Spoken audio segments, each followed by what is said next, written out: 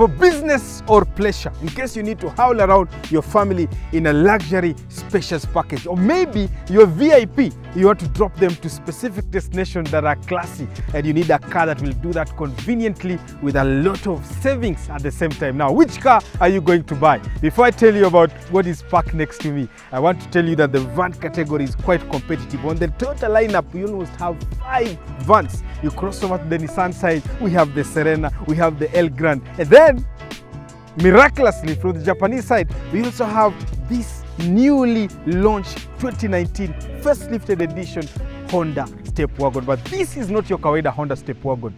This is the Spada, the topmost premium model on the Honda Stepwagon lineup. Now today, I have 2 questions that we need to settle. One, is this car as reliable and as committed to offering you functionality, fuel economy, convenience, and savings at the same time? And number 2, do you consider this as your perfect choice in comparison to buying yourself an Esquire, an El Grande, or even a Honda Odyssey, which again is in this category, even though that's an MPV, and sometimes even the Serena, which you guys have very, very varied comments about. But for now, let's get into it and dissect the 2019 Honda Stepwagon Spada and see what are the good, what are the bad, what are the interesting stuff that you guys need to know before you buy this beautiful and awesome looking piece of machine.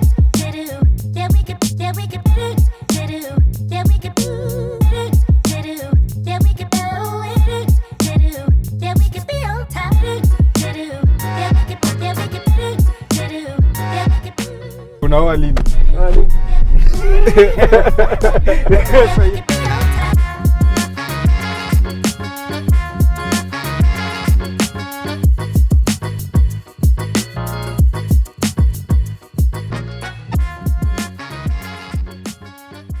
You know, the beautiful thing about this review is this car was ultimately spec'd out, shipped into Kenya by us.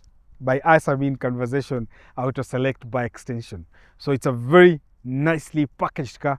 It has all the boxes ticked in terms of quality checks and even the interior spec and everything. And I'll talk to you about that. So in case you're looking into buying your car, premium, all the way from Mercedes-Benz's, all the vans, all the interesting cars, and you need to ship them into Kenya, by the way, give us a call.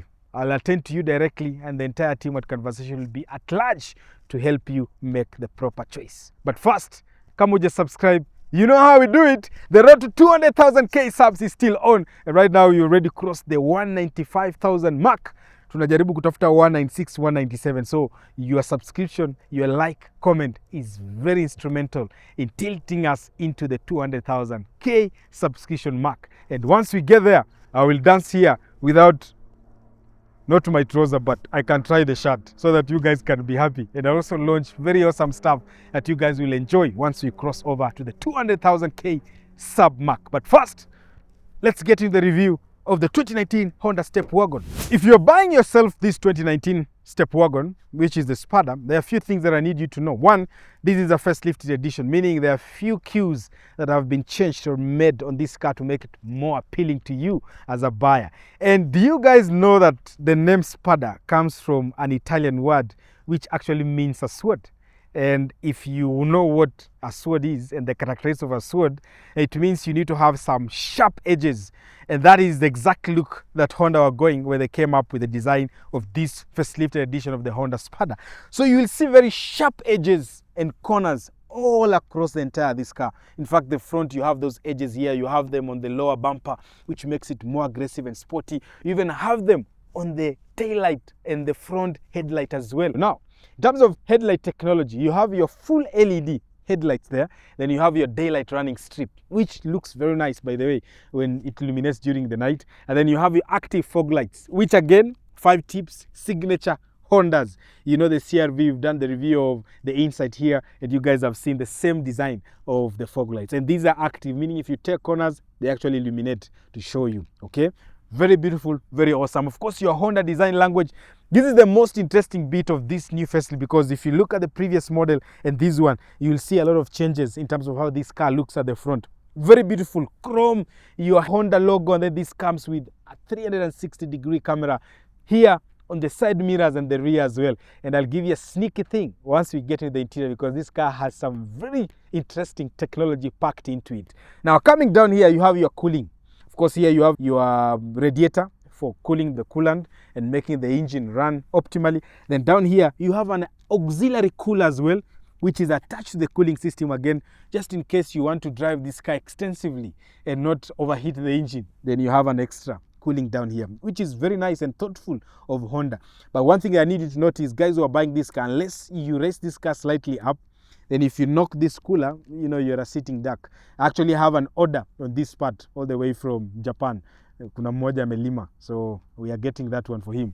However, coming to the side profile, because interestingly, one of the worst things that we had on the previous gen Honda Stepwagon was the fact that we had a very huge blind spot here. In fact, on that side, it was made so bad to the point, you know, Honda designed a new way of helping you eradicate that blind spot by having a camera that was stationed inside. On this particular car, that was eradicated. But what you get is you get your hybrid badge, then you get your side mirror here with your 360-degree camera loaded right there with your normal blinker on the side mirror. Coming down here, these wheels again, these were signature design for this generation of the Honda Stepwagon, the facelifted edition.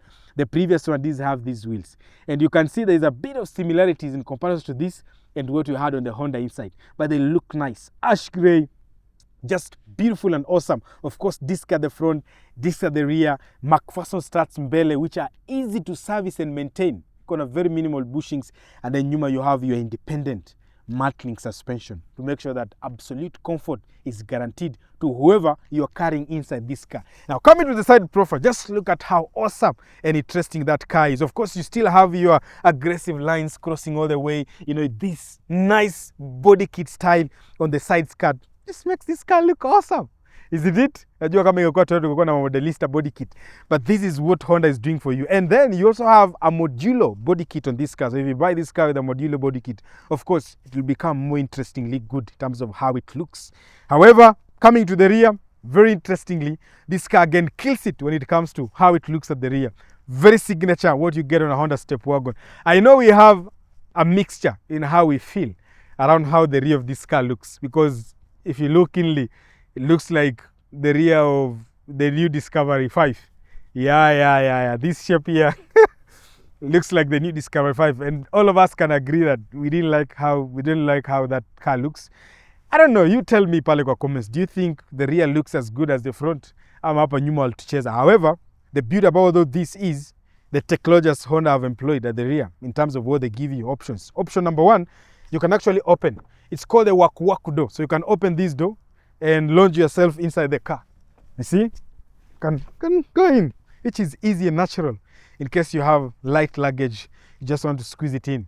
You don't want to do a lot of, or you're parked in a squeezed place and you need to slide in your small mzigo and you just need a door to open kidogo, so you do that. That's why you have this waku waku door. But in case you have a huge luggage and you want to do that as well, and then you have another opening here, which now puts out the entire lift back. So once the tailgate is up, of course, you get access to this practical boot space area where you can store some nice suitcases. Si kubwa sana, but I believe guys who are traveling in this kind of car are not carrying a lot of luggage. But the good of this is you can actually get more space. And how do you get more space? You do the thing that Honda have made possible to do on this car, which is, see that? My friend. See that? And then you flip that open and flip that open, and then there you get your flat surface where now you can fill as many suitcases as you want. To illustrate how awesome this car is, I'm going to stand here. I want you to look. You remember, you guys, I'm 6'2", So this is how tall this car is in terms of the cabin space. And the beauty of it is they have made sure that they have lowered the bed. So the bed is lower. Just look at how low that is. In fact, I sit down. Like hakuna gari nafikanga hapa nakaa hivi. So the bed is quite lower and then the roof is so high. So look at that. So tall, so awesome, right? Then of course, for the third row of seat, in case you want to load maximum luggage, you have places you can tie your luggage there. You have places you can tie your luggage there. You have some few compartments to store some stuff. Then in case you're wondering, jack yako iko wapi? Jack iko hapa. So you pull this thing up. That's where your jack is stored. Very nice and beautiful, convenient. Takangile maneno majeks na hang kila mahali. I like this about Honda. That's beautiful. Then you have your 12-volt socket here in case you want to access more power. Then for the third row seats, you have your cup holders here. Then this guy also has his cup holders here. And it's so interesting because you also get your curtain side airbags right here for the third row seats. Beautiful and awesome. You see these seats, the way they disappear, is a signature for the Honda Stepwagon. Most of your vans that you're buying this category do not do this. Actually, these vehicles na hang hapa. And it's in a hang hapa, meaning they take on more space. So this is very awesome and beautiful. And I've been cautious enough to even give you a handle in case you want to wake up. So let's check out what is under the hood of the Honda Stepwagon, because there's so much interesting stuff under the hood in terms of technology, the engine, the hybrid system and how it works and how it gives you maximum fuel economy and absolute reliability at the end of the day to save you or make you have an awesome ownership experience. Let's check it out. Now, if you're planning to buy yourself a Honda Stepwagon, be it a Spada or your normal base model, there are 3 engine options that you're going to get. I know when I say 3, guys were like, ni tatu kweli bra? Yeah, they're actually 3. 2 have a common thing, and the other one is slightly bigger in terms of engine displacement. So the first engine is a 1500cc turbocharged petrol engine, number 1, okay? And that is paired to a CVT, unfortunately. The second engine is a 1500cc hybrid, and that hybrid is parallel. Sawa, and that is paired to a DCT. The same engine you'll get on your Honda Vezel, the same engine you'll get on your Honda Fit. Hapo tuko sawa, which I feel is slightly underpowered. It's optimized for more fuel economy, but slightly underpowered for us, for a car this size. And the last engine, which is what is under the hood of this Honda Stepwagon Spada, and the one I would recommend is the 2-liter.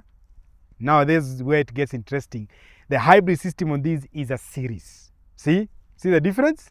So the 1500cc is a parallel, and I'll talk to you about parallel and series, but this one is a 2-liter series. Now, what's so serious or so unique about this particular engine? Number 1 is you have 2 electric motors. One electric motor is attached to the engine, and the other electric motor is directly, it's called the traction motor. It's directly connected to the wheels, in this case, front wheel. Hapo tuko sawa. And now, how does it work? I talked about series hybrid system. The engine generates electricity.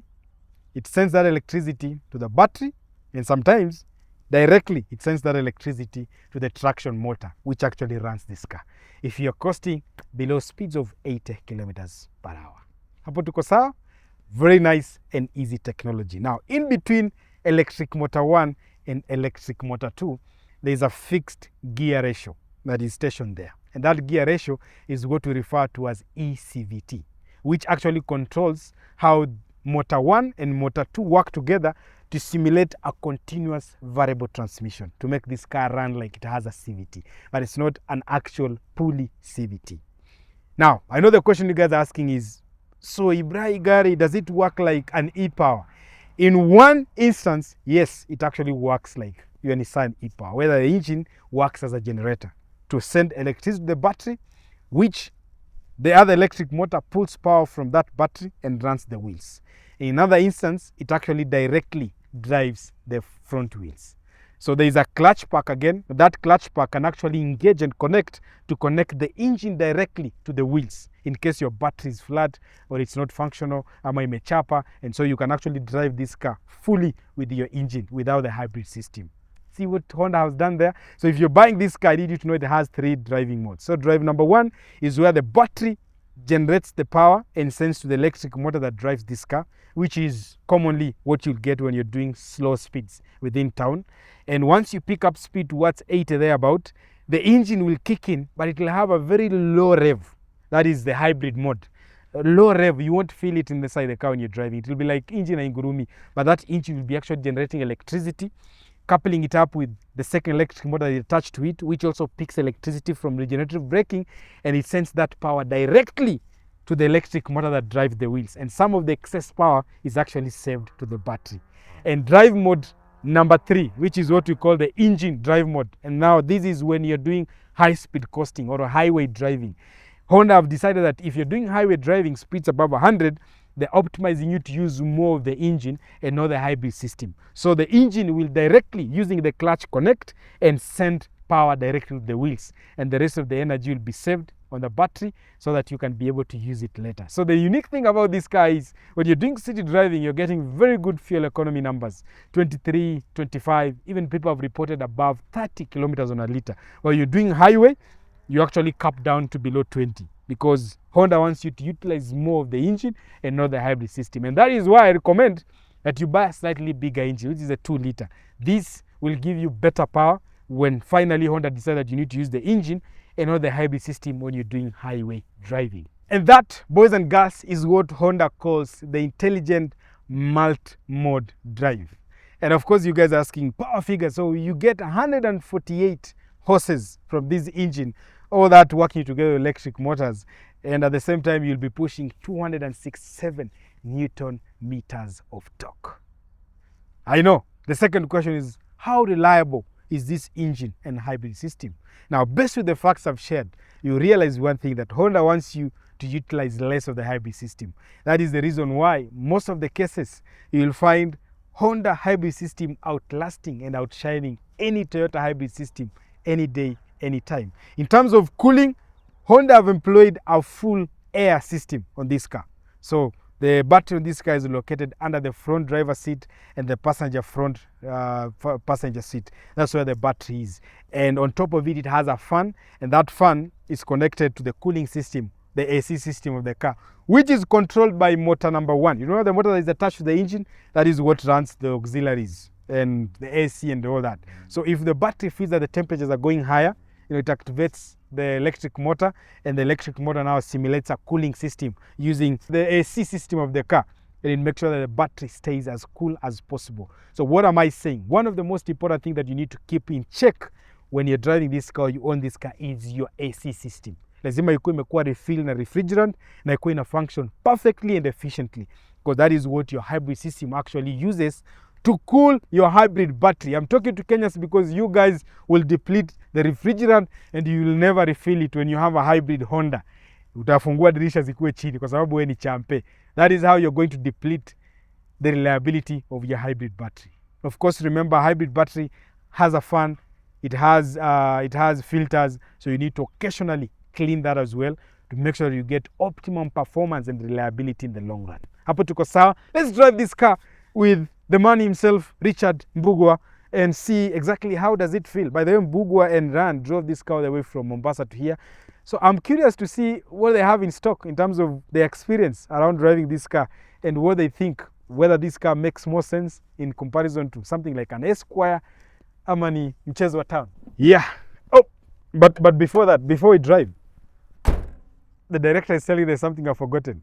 Can we check out the interior of this car, because that is where you're going to spend most of your time, and then we go drive this car.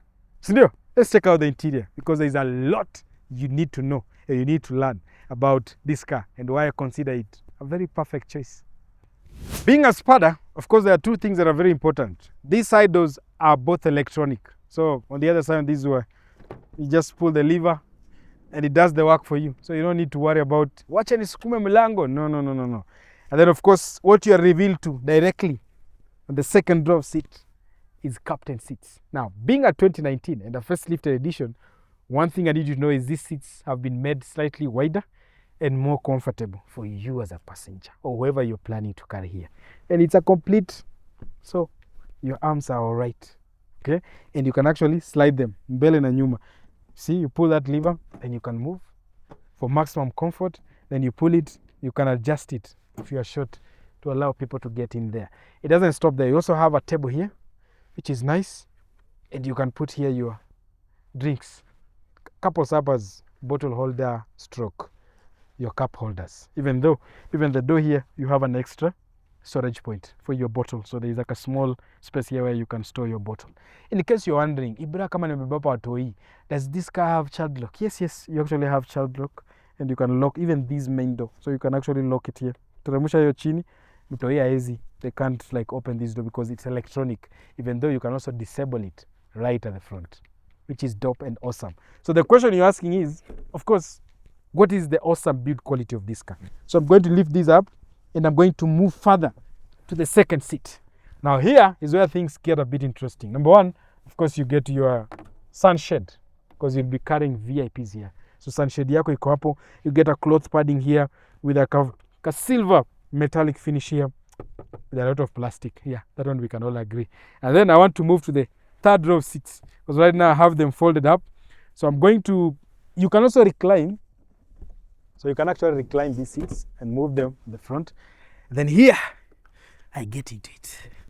Look at how comfortable. So here you're supposed to actually sit 3 people, but I recommend for maximum enjoyment and maximum comfort, just kindly just be 2 people here. It is good enough. Okay, now these are different shade or a different trim of the Spada. There's a Spada that we also shipped in, and I'll allow Fabian to put in here some few cutaways or b-rolls of that. It had a slightly different, it had LED lightings here. It had a different setup of how you control your AC for the second row of seats and the third row of seats. Actually, that had a control for AC here.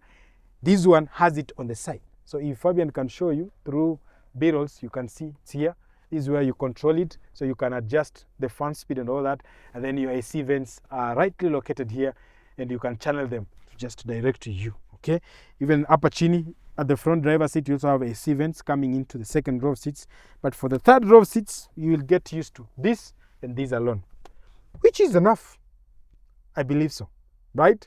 So now let's check out the front of this car, where the driver sits and the passenger, and see what exactly has Honda done. In case you guys are wondering, in case you're seated here, na huyu mtu amesongesha hii kiti nyuma, let me just do it. This one. You man. So in case this guy is all the way here, and I can say it's quite comfortable. I'm 6'2". Yes, I keep on reminding you that I'm 6'2". Very comfortable. You don't need to ask this guy to move or fold the seats for you. You actually have a lever here. When I kanyaga your lever, these seats will go down and move. So this lever is here, right here, which is nice. Okay, and then, oh, you're supposed to pull. I've learned something today. So you can actually pull. So I was struggling with it. This guy is laughing at me. Kumba, you're just supposed to pull. See that? Dope. Let's check out the front of this car and see how awesome and beautiful this car is. Remember, you can get this car with either this, which is a full Alcantara, or this is like velvetish material, then cloth in the middle, or you can get leather cloth, or you can get full leather. So it is your own choice. So in case you're planning to ship this car in, give us a call. We'll make sure we spec it out exactly to your needs and demands. Being a van, of course, practicality is quite essential, because you'll be carrying people here. And this is where Honda has blown my mind. Now, storage number 1.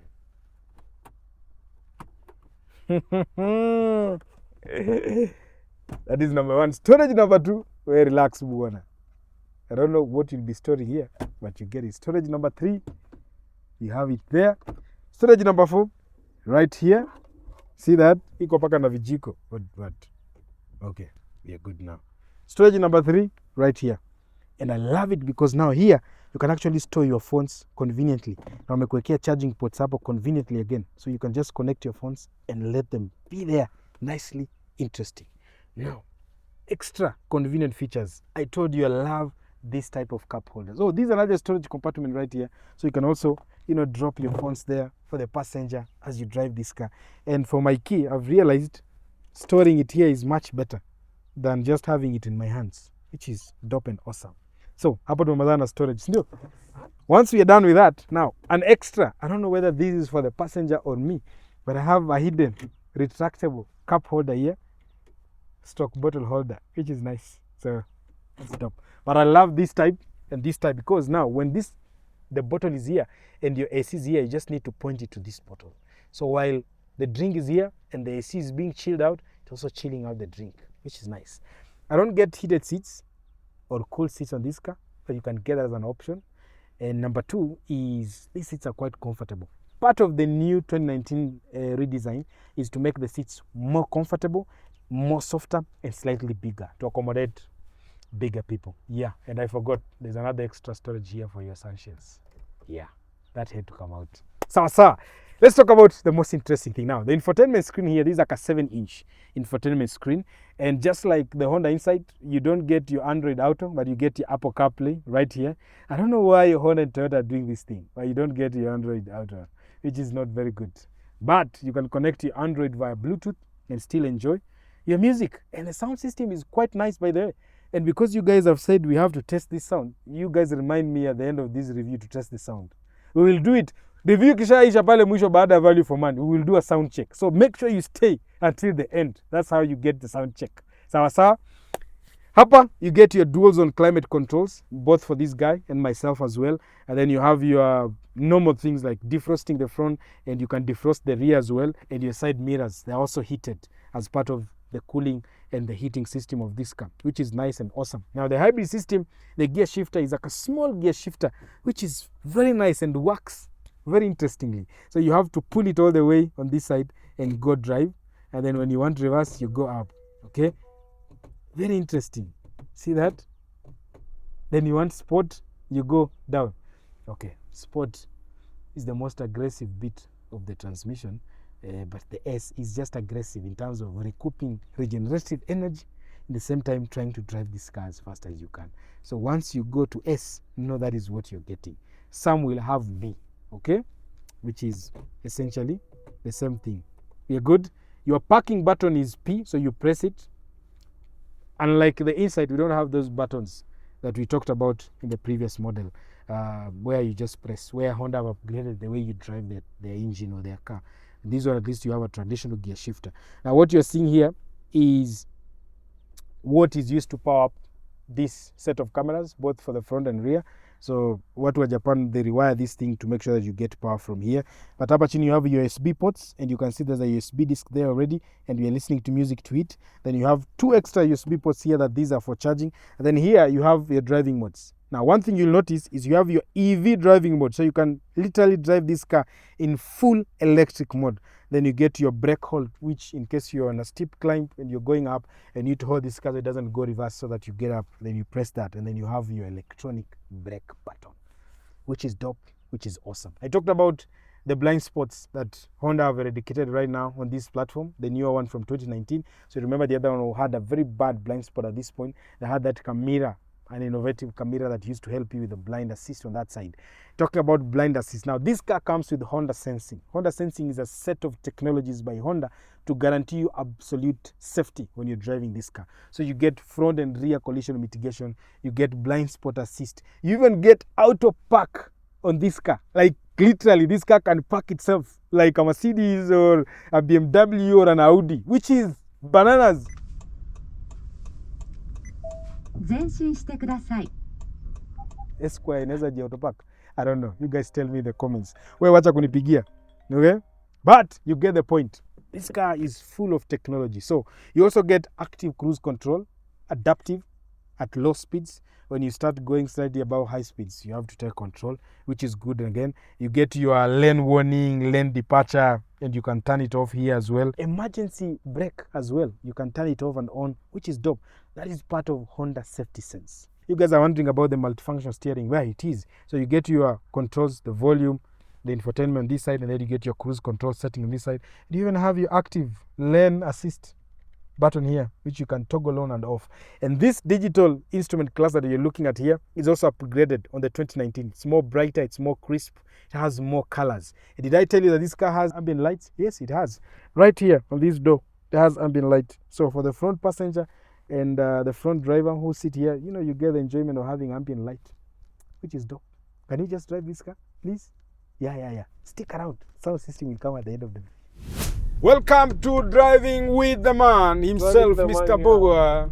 Niko hapa. Unaoa lini? So hiyo ndio legacy uliachia peke yako ya kutoa. Sawa, Bugwa. I think we have a very nice car today.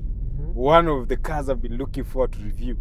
And you had an opportunity to drive this car. I had an opportunity. Yes, to drive this time I gave you the full Alma power to drive this car from Mombasa all the way to here. Now tell me, what was your experience? I want you to limit yourself to the driving experience. That would be the up and down is sasa. What did you experience when you driving? First what of all, are the feelings? I had the opportunity to sit here and there. Yes. Because I had Ryan, our salesperson, helping me to drive. Okay. So I had the opportunity to get switch the balance between balance of both. But driving this car, yes, I've driven the Esquire. You know the Yes, the Esquire, Toyota 'cause Esquire. it's a hybrid also. Yes. The hybrid in this is just the fuel economy, Uh-huh.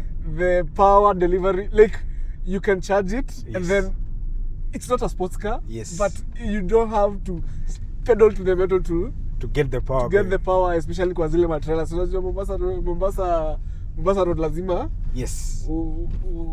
ushinde Kufanya katafunua. katafunua. Yeah. Two, the more you drive it, the more Yes. you stop feeling like you're driving a huge car. Aha, The more you it start becomes feeling, lighter. it becomes like now a normal car. It stops feeling bulky. Yes. Stops feeling heavy. Una feel like kama you Doesn't have a- feel like a van. I feel like a van.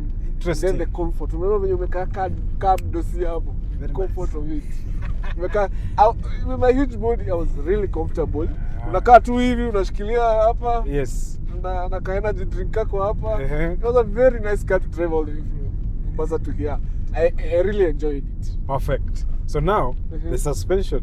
Let me announce to you that Honda did a refresh. Yeah. See, I these are almost facelift forgot to- edition. I Yes. forgot to mention that. Yeah. So on this platform, the suspension has been tuned more for comfort. Uh-huh. Yeah, it's just an awesome car. I think you've done a good job in breaking down the intelligent multi-mode drive. Hiyo ndo sasa Sasa system hapo ya sasa hybrid. unajua hapo ndio thinking. Now you explain to me, because me what I enjoyed was Yes. the way I was still at 100 kilometers per hour. Yes. But I'm fully EV mode. Like it will show me there niko EV. I'm just cruising. Yes. And then the mostly I was using the one pedal. The way Yeah. I just used the mafuta pedal. You can lift off That regenerative lift off braking regenerative braking and the braking itself. Yeah. So I don't have to all shinda the kwa- time kwa kwa brake, brakes. which is dope. Which was a very good thing. Actually, something that wears out a lot in an hybrid car is of course the brake, because most of the time brake inatumika kufanya two things: to stop the car, at the same time recoup regenerate. energy and keep Okay. it. But in terms of space, even the material, umenotice kuna tu leather finishing hapa kidogo kidogo. Hii ni cloth. Hii ni cloth. This cloth. Hii ni cloth. This was a cloth semi-leather. The insert that we had. It has leather. It has leather. Yes. Yes. But the good thing is at the front seat pia kuna tu ambient light going on kama uliendesha usiku. There was ambient lighting. Ambient lighting. Oh my Yeah, God! Look at small nitty-gritty things. Yeah, that make you enjoy the drive. The sound system. It's very dope. It's very dope. We've just confirmed that. The sound system was so nice. Yes. I enjoyed the music all the way from here. Perfect. I don't think the owner is going to add anything No. to that. No. And it runs all the way even to the rear passengers. Even to the rear. Yes. Another thing was the way the AC system is. Eco, AC. The AC. Now you need to understand the AC is not being powered by a belt. You see, the same way people complain, oh, AC nakunywa mafuta. Sema hiyo AC. Eh. Mafuta.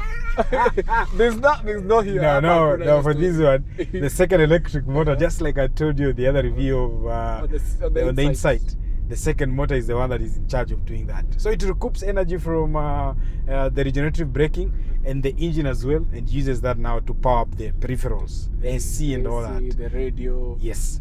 So right now you feel like the engine is not on, but it's actually on.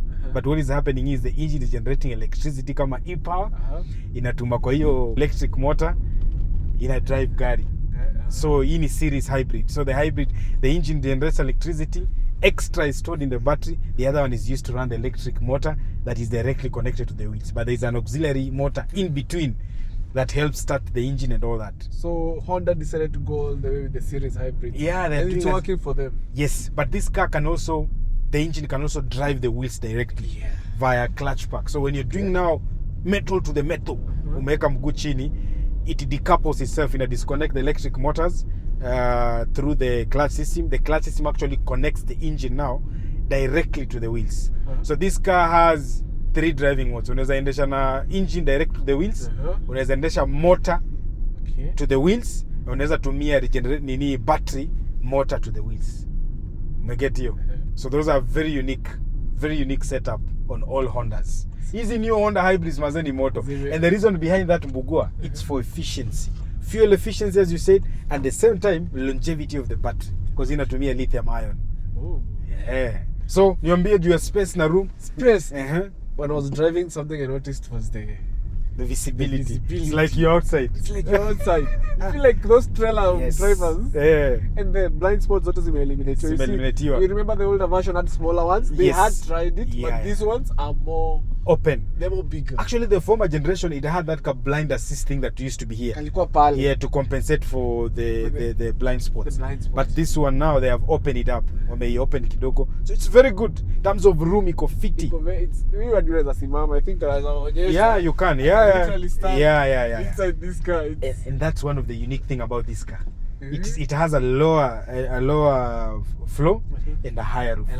So meaning it's easy, it's easy to come in and go out. Yeah. So I'll suggest if you have someone who is disabled, yes, this will be a perfect 7-seater. Yes. To actually, I think the ramp to utaongeza tu. And it's a very comfortable for also disabled people. Hata watu wa disability wakibai pale nyuma unaweza tengeneza way inaweza ingia ndani. So you can come in with a wheelchair. Literally, it is a walking path. Yeah. It's a walking path. You can go and sit on the captain seats. You know they don't hapa nyuma kuna captain seats. Waoneshe unaweza pita kwa hii gari ukienda huko. Hata let me show you. You can literally stand. Yes, and walk inside the car. If your child is misbehaving hapa nyuma. Unaingia unamuona makofi. Unamuona makofi. One of Mr. Bugwa is on the first captain seat. And then you have a table that's really strong hapa nyuma. Perfecto. And you have a sun visor as well. You have sun visors hapa uko na. Ai bwana. Hapa. Nipatie ukiwa hapo sasa. Nipatie max yako out of 10.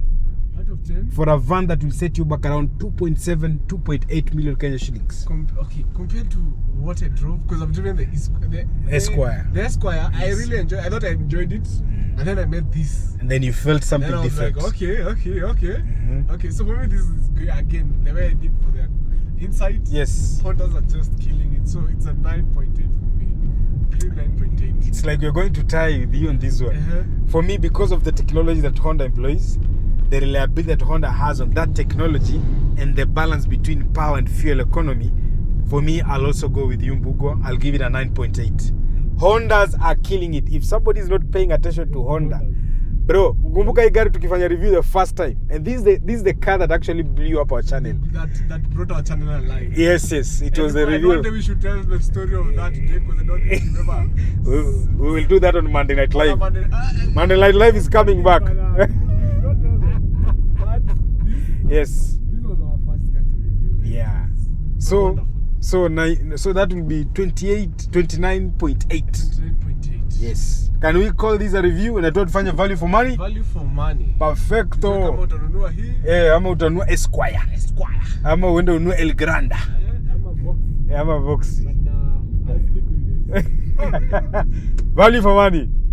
So let's talk about value for money, because this is the most important segment of every review, because you guys will get now to make a decision. So we shipped this car in from Japan, and the total landing came to 2.779 thousand Kenya shillings. And relatively, if you look on the market right now, what you have on the market right now is you're either buying the Esquire, you're either buying the Voxy, or you're buying the Noah, or you're buying the Odyssey. And this will set you back around 2.5 million Kenya shillings. Now, if you can't manage or you can't afford to buy an Alphard or the Velfire, which will set you back slightly above 3.5 million Kenya shillings, and you want something that can mimic the level of comfort that you get on Alphard or a Velfire, that this is the car you go for. And the reason why is this car costs almost 200 or 300,000 more on top of what you'll spend to buy a Voxy or a Noah. And there's a reason for that. And the reason for that is this car offers absolute value in terms of what it has in the interior, what it has under the hood, the drivetrain itself, the fuel savings, the reliability in the long run, and the uniqueness. That is a wow factor. When you started reviewing this car, actually this car is the one that made Conversation what Conversation is right now.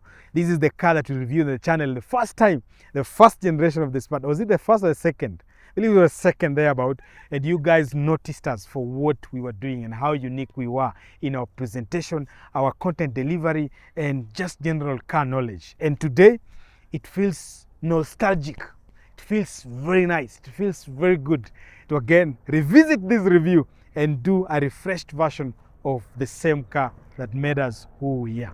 So do I believe that this car offers absolute value for money? 100%. If you're planning to haul your family reliably, you're planning to get epic fuel economy, you're planning to stay unique and different from the kawaida normal cars you'll buy on the Kenyan market, of course the Honda Stepwagon Spada provides that value position.